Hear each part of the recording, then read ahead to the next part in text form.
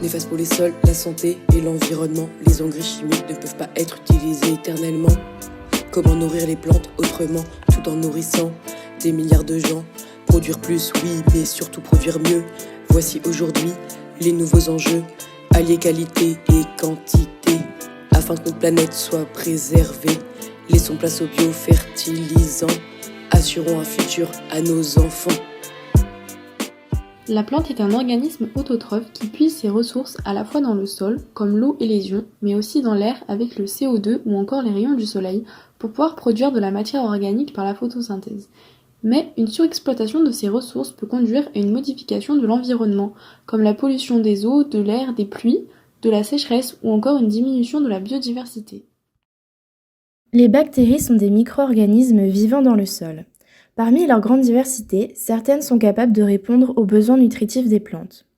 Des bactéries, comme Nitrosococcus et Nitrobacter, convertissent l'ion ammonium de l'air en nitrate et apportent ainsi l'azote nécessaire aux végétaux. D'autres, encore, telles que la bactérie KSB, sécrètent des exudats assimilables par les plantes et favorisent leur croissance. L'utilisation de bactéries est donc une alternative envisageable aux intrants, plus respectueuse de l'environnement et plus durable.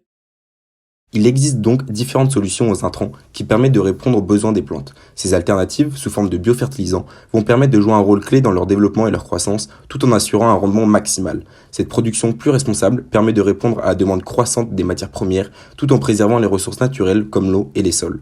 Axer la nutrition des plantes sur les interactions avec son écosystème, sans le dégrader, lui permet d'être plus durable et écologique.